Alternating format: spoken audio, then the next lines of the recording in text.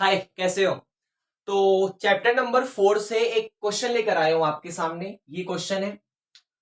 अब आपके मन में ये चल रहा होगा कि त्रिपाठी सर जो मतलब अगर कोई मुझे फॉलो कर रहा है, हालांकि अभी इतना तो रिजल्ट नहीं मिल रहा मुझे, लेकिन अगर आप कोई मेरे को मतलब रेगुलर फॉलो कर रहा है तो वो देखता होगा कि मेरे जो क्वेश्चन यहाँ पर मैं करवा रहा हूँ वो कोई नॉर्मली मतलब हल्के वाले क्वेश्चन नहीं होते।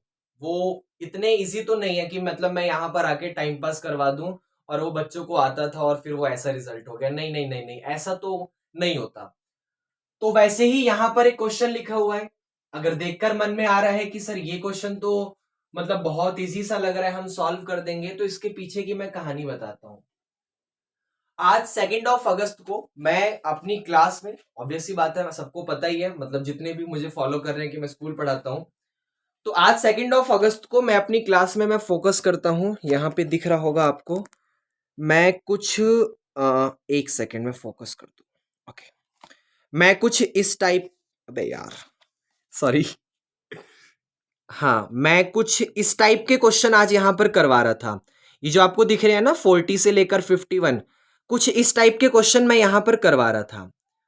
अब इन सारे क्वेश्चनों में हमें क्या करना था, हमें ना, अगर डिनोमिनेटर में कुछ दिखता है, डिनोमिनेटर समझते हो, नीचे की तरफ अगर डिवाइड में कुछ दिखता है तो हम लोग एलसीएम लेके उनको सॉल्व कर लेते हैं, उन रिजल्ट को एलसीएम लेके सॉल्व कर लेते हैं।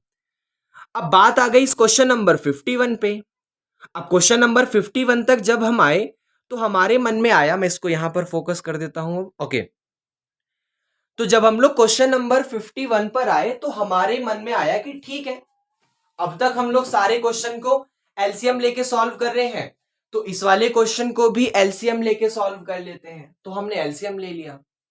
अब एलसीएम लेते ही क्लास में कहानी में गड़बड़ बन गई, क्योंकि चैप्टर चल रहा था क्वाड्रेटिक इक्वेशन। एलसीएम लेते ही पूरी की पूरी इक्वेशन बन गई क्यूबिक, जिसकी डिग्री 3 होती है। अब वो 3 डिग्री भी ऐसा नहीं था कि कॉमन वगैरह ले लो, काट पीट दो और क्वाड्रेटिक बन जाए, ऐसा भी नहीं था, वो तो क्यूबिक ही बन के रह गई। तो वहां कहानी में गड़बड़ हो गया।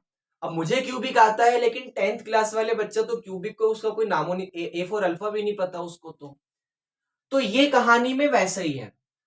अगर आपको देखकर लगा कि आप इस क्वेश्चन में एलसीएम ले सकते हो तो बेटा क्यूबिक इक्वेशन आ जाएगी और बहुत गंदा फंस जाओगे, बहुत गंदा फंस जाओगे। दूसरा तरीका क्या हो सकता है? क्लास में, मेरी क्लास में एक बच्चा है, बहुत ही अच्छा लड़का है, मतलब बहुत ही टैलेंटेड है। उसको मैंने इस क्वेश्चन को करवाया तो मैंने क्या करा, पहले जैसे हम लोग अपनी हायर क्लासेस में करते हैं, क्योंकि मुझे उस वक्त इजी तरीका नहीं याद आया, तो शायद मैंने इसको इस तरीके से करवाया कि 1 को 2 - 1 लिख दिया, इस वाले 1 को 3 - 2 लिख दिया, फिर x प्लस करा, x माइनस करा, लेकिन वो भी काफी गंदा चला गया। गंदा जाने का मतलब सॉल्व तो हो गया, लेकिन बहुत बड़ा चला गया। 10th क्लास वाला बच्चा उतनी बड़ी बड़ी चीजों को हैंडल नहीं कर पाता। जो अल्ट्रा टैलेंटेड है वो कर लेता है, नॉर्मल स्टूडेंट नहीं कर पाता। तो उससे बचने के लिए कुछ और इलाज करना पड़ेगा, कुछ और चीजें देखनी पड़ेंगी कि भाई मैं इसमें ऐसा क्या कर सकता हूं ताकि ये क्वेश्चन और इजी हो जाए। तो उसके लिए ध्यान से देखो, इस वाले पोर्शन के पास और इस वाले पोर्शन के पास कुछ ना कुछ तो सेम टू सेम दिख रहा है, कुछ ना कुछ सेम टू सेम दिख रहा है। क्या? ध्यान से देखो, 1/x - 2 यहां भी लिखा हुआ है और वही 1/x - 2 यहां भी लिखा हुआ है। भाई 1/x - 2 यहां भी लिखा हुआ है और वही 1/x - 2 यहां भी लिखा हुआ है। तो ये जो सेम टू सेम पोर्शन दिख रहा है ना दोनों जगह, आप इस 1/x - 2 को जरा बाहर बुला लो कि भाई बाहर आ जा, क्वेश्चन को इजी करना है। अब ऐसा करने के बाद अंदर की तरफ यहां पर बचा 1/x - 1 और यहां पर बचा 1/x - 3। राइट साइड में कोई फर्क नहीं पड़ने वाला, 2/3 एज इट इज रहेगा। तो 1/x - 2 बाहर आ गया, ऑब्वियसली बात है, 1/x - 2 बाहर आ गया, वो बाहर ही है। यहां पर हम लोग इसका एलसीएम ले सकते हैं। तो जब हम लोग एलसीएम मिलेंगे तो दोनों क्वांटिटी अलग अलग है, तो एलसीएम दोनों ही आएगा, x-1 भी आएगा और x-3 भी आएगा। अब एलसीएम लेते वक्त पहले हम लोग डिवाइड करते हैं, फिर मल्टीप्लाई करते हैं। तो x माइनस वन को x माइनस वन से डिवाइड करो, क्या बचा, ये x माइनस थ्री बचा। इस x माइनस थ्री की मल्टीप्लाई वन में कर दो तो x माइनस थ्री आ जाएगा। फिर प्लस x माइनस थ्री से x माइनस थ्री गया, आपके पास x माइनस वन बचा। इस x माइनस वन की मल्टीप्लाई वन में कर दो, x माइनस वन आ जाएगा और राइट साइड में 2/3 को एज इट इज रहने दो। अब और सॉल्व करो, क्या कर सकते हो, ब्रैकेट के अंदर देखो 1/x माइनस टू अभी भी बाहर रहने वाला है, यहां तक कुछ हार्ड नहीं था। ये वाला x और ये वाला x प्लस हो जाएगा तो आपके पास 2x आ जाएगा। यहां पर -3 और -1 जब प्लस करोगे तो माइनस का 4 आ जाएगा।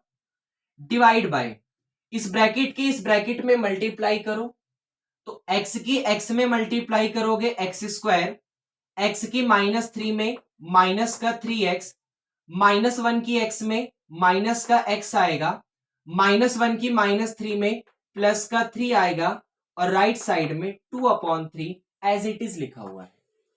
इतना भी समझ आया। अब क्या कर सकते हो, फिर ब्रैकेट के अंदर देखो कुछ कर सकते हैं क्या, 1/x माइनस टू लास्ट तक बाहर रहने वाला है।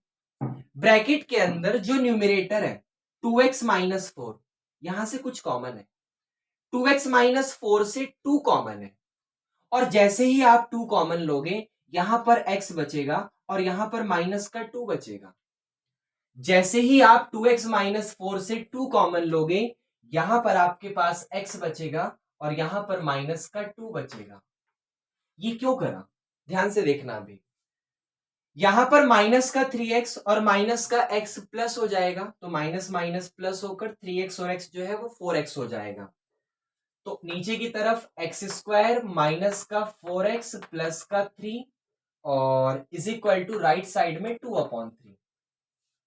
अब फायदा ये हुआ कि 2 से 2 गया और x माइनस टू से x माइनस टू चला गया और कहानी ही खत्म। सारे क्वेश्चन जो इतना देखने में भयंकर सा लग रहा था वो बहुत इजी बन के रह गया।